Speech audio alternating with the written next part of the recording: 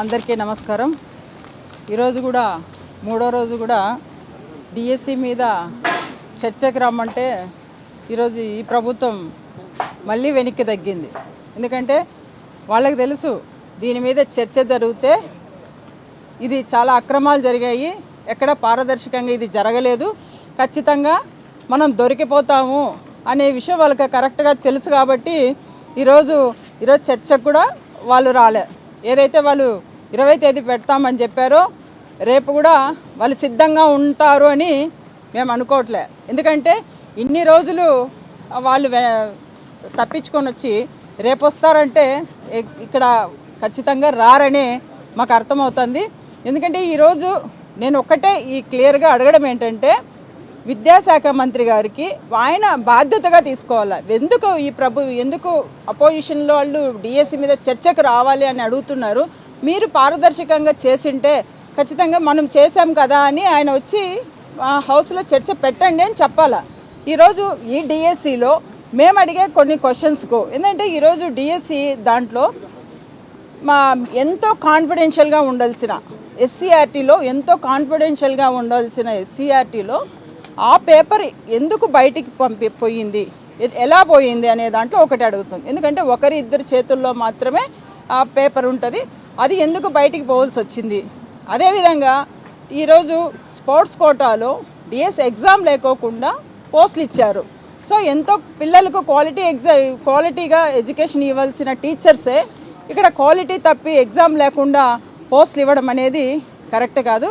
అదేవిధంగా టెట్కి సంబంధించి టెట్ లేకోకుండా కూడా స్పోర్ట్స్ కోటాలో పోస్టులు రావడం. ఈరోజు ఆల్రెడీ పోస్టులు చేసిన వాళ్ళు ఇన్ సర్వీస్ టీచర్స్కి మాత్రం టెట్ కంపల్సరీ అని అంటున్నప్పుడు ఈరోజు వీళ్ళకు టెట్ లేకోకుండా ఎందుకు పోస్టులు ఇచ్చారు అని నేను అడుగుతున్నా. ఎందుకంటే ఈరోజు ఎగ్జామ్ లేకోకుండా టెట్ లేకోకుండా ఈ విధంగా టీచర్స్ పోస్టులు ఫిల్ చేస్తే వాళ్ళ పిల్లలకి ఎక్కడ క్వాలిటీ ఎడ్యుకేషన్ అందిస్తారు, సబ్జెక్ట్ టీచర్లుగా ఏ విధంగా వాళ్ళు టీచ్ చేస్తారు, ఇక్కడ ఎక్కడ క్వాలిటీ ఉంటుందని నేను అడుగుతున్నా. అదే ఈరోజు ఇదే ముఖ్యమంత్రి గారు, ఇదే విద్యాశాఖ మంత్రి గారు బాధ్యత తీసుకొని ఆయన చర్చకు రావాలి. అదేవిధంగా టెట్కి సంబంధించి ఈరోజు ఎస్సీఆర్టీ డైరెక్టర్ అదేవిధంగా టెట్ కన్వీనర్ ఇద్దరు ఒకరే ఉన్నారు. టెట్ కన్వీనర్ ఒక వారం ముందు తొలగించారు.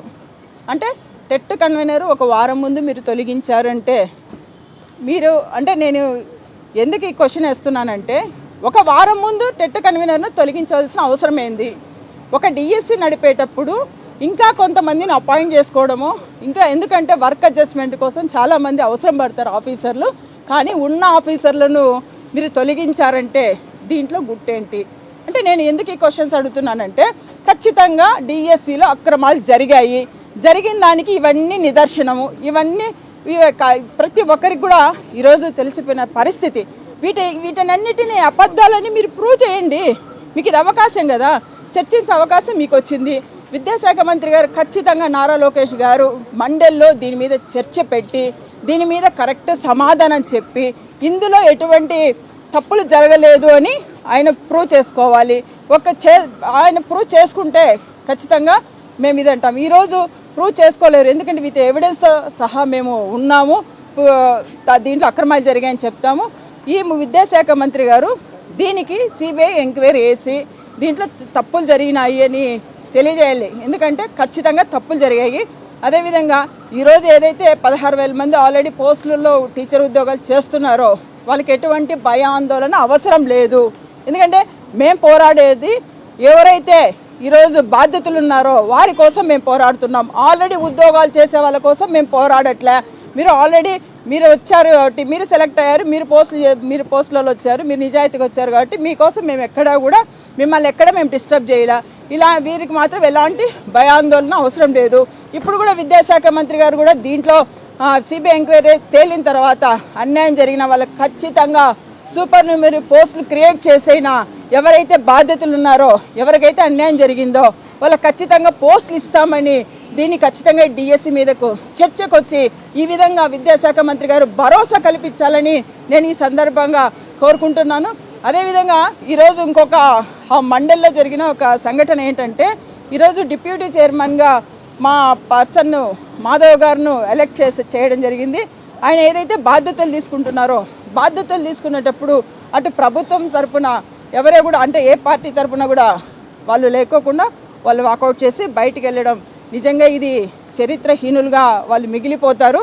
ఎందుకంటే కొద్ది 5 నిమిషాల ముందే మంత్రి గారు మేము ఏదైతే డిఎస్సి మీద చర్చ జరగాలని అడిగేటప్పుడు వాయిదా తీర్మానం ఇచ్చినప్పుడు మేము అక్కడ చర్చ జరగాలని మేము డిమాండ్ చేస్తుంటే అప్పుడు మంత్రి గారు వీళ్ళ మీద యాక్షన్ తీసుకోవాలని ఆయన చెప్పడం జరుగుతుంది.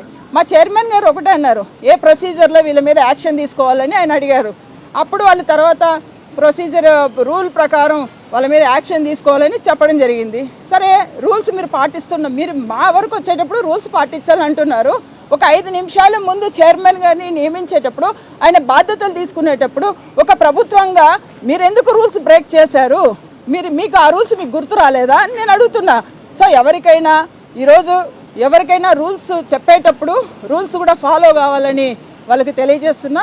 కాబట్టి ఇంకా రేపు కూడా మేము డిఎస్సి మీద మళ్ళీ చర్చ వచ్చేంత వరకు కూడా మా పోరాటం ఆగదు.